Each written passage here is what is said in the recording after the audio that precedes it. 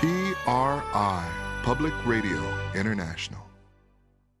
One critical need in these early days after the earthquake is clean drinking water. A lack of water could further weaken those who are injured, and the contamination of drinking water supplies could threaten all survivors. The World's Matthew Bell reports. A medical worker in Haiti speaking to the Associated Press put it this way: "There's no water, there's nothing. Thirsty people are going to die." Patrick McCormick is a spokesman for UNICEF in New York. He says water is a top priority for Haiti right now. We understand that the water supply, most of it's been cut off. So you've got a lot of bad water lying around, and kids are very tempted to drink it. So we need to get the water in there as soon as possible. Otherwise you can get the outbreak of disease from bad water. McCormick says aid groups have started distributing bottled water and water purification tablets. He says supplies are being delivered to Haiti on trucks from the Dominican Republic next door.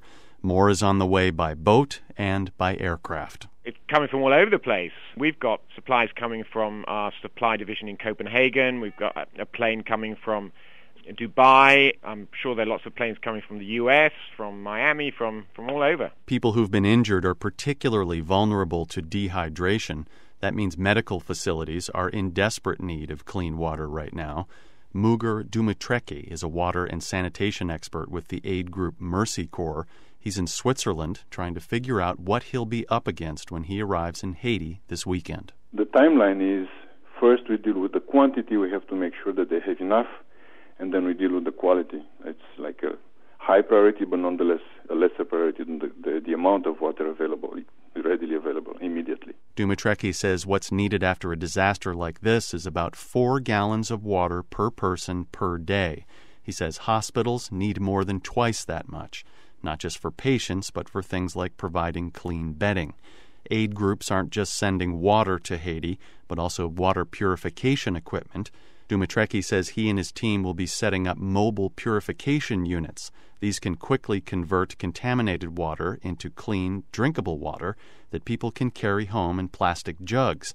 But to do that, his team will first have to find sources of water, and that could be a challenge in parts of Haiti. It seems that the villages that were using wells previously, most of them are still working, so it's okay. The mountain villages or towns that had water supplied fed by springs from the mountains, they might have had problems due to landslides. In coastal areas, the ocean could be a source of drinking water. Some aid groups may bring desalinization equipment, but Dumitreki says that process is both slow and expensive.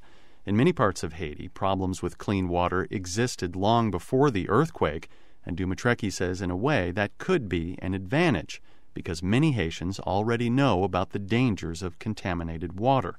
They're familiar with how to filter water and how to use water treatment tablets. Now, as Haitians try to survive in the aftermath of the earthquake, this basic know-how could mean the difference between life and death. For The World, I'm Matthew Bell.